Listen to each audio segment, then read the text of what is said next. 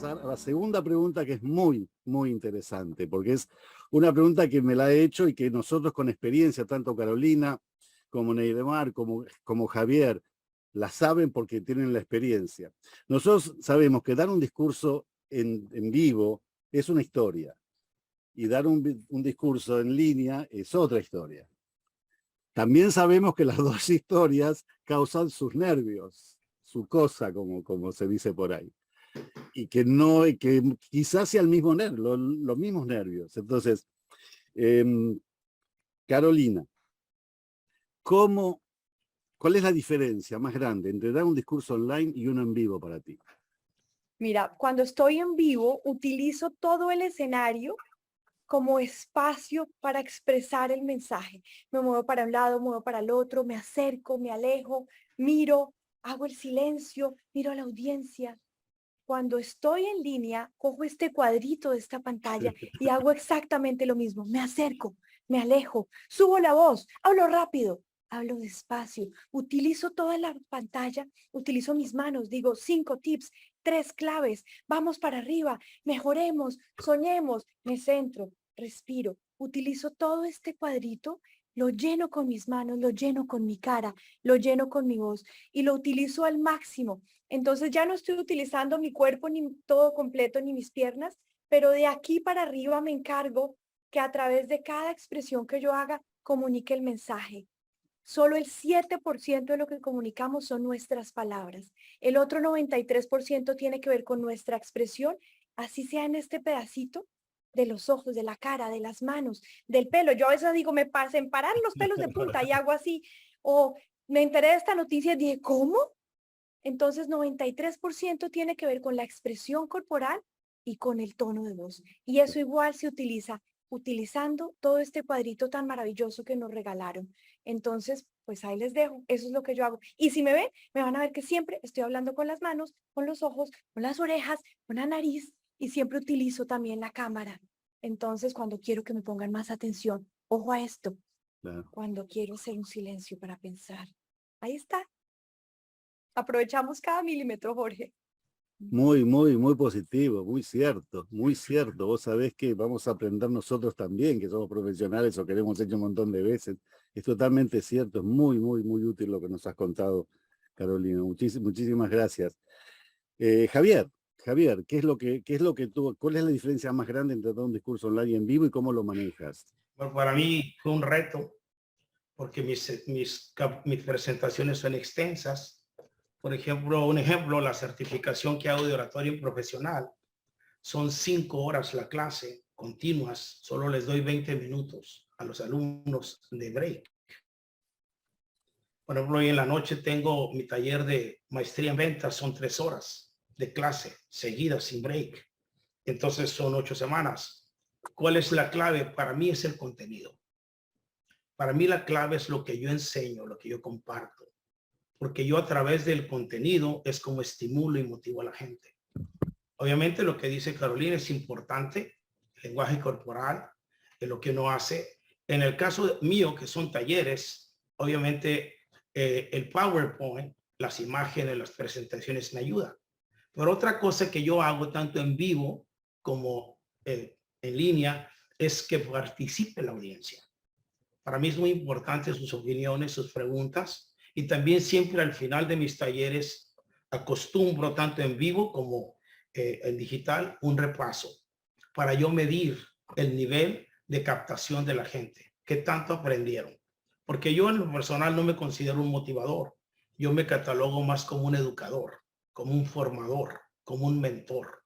Así es de que yo me enfoco principalmente en eso, en que la gente aprenda y a través del aprendizaje se sienta estimulada, se siente inspirada, motivada. Muy bien, y aparte es cierto lo que decís con respecto al PowerPoint. El PowerPoint ayuda muchísimo. Ahora, cuando hablas del PowerPoint, ¿qué es lo que te parece más importante? ¿El texto del PowerPoint o la imagen del PowerPoint? Mis PowerPoint son muy sencillos. Yo sé. Porque deben de ser con poco texto. Exacto. La imagen es la clave, debe decir lo que estoy hablando. Además, yo en anticipación a los alumnos les mando por correo electrónico toda mi presentación.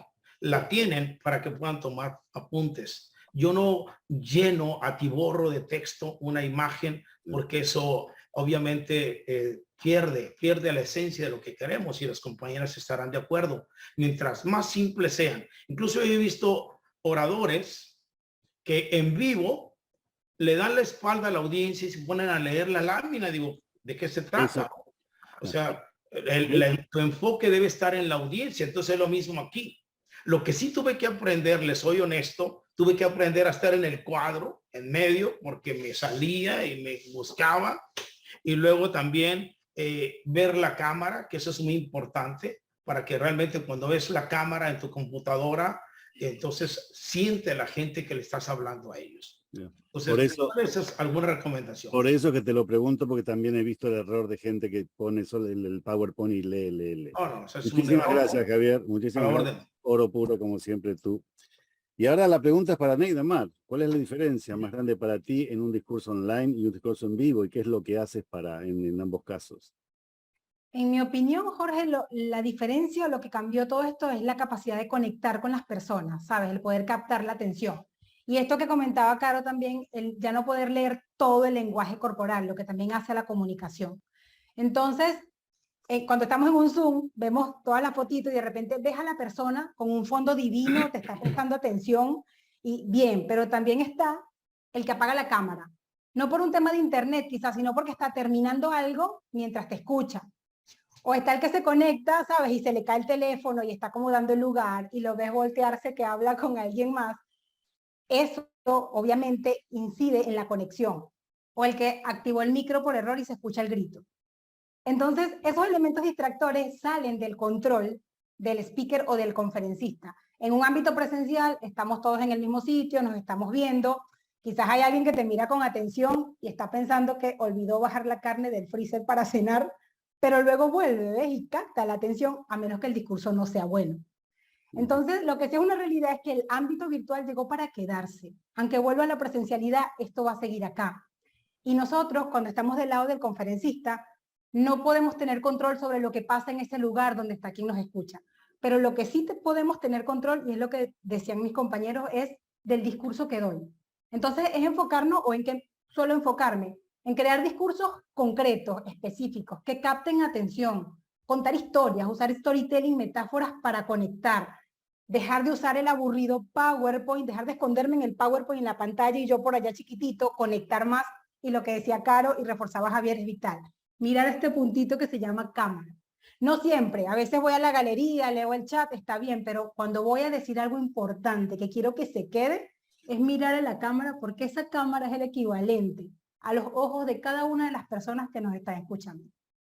Claro. A mí me gustaría sumar una cosilla sobre lo que dice Ney, que me encanta, estoy 100% de acuerdo, y es como precisamente no sabemos lo que está pasando al otro lado, utilizamos los nombres. Por ejemplo, ahora yo puedo decir, a ver, Álvaro, Amparo, Andrea, ustedes que están en su casa, o David, Doris, Emma, Fabián, Gisela, ¿qué estarán pensando de lo que estamos diciendo? Quizá Graciela, Ivana, Jessica, Laura, o María, o Mario, o Nayeli puedan estar pensando que se nos están escapando cosas.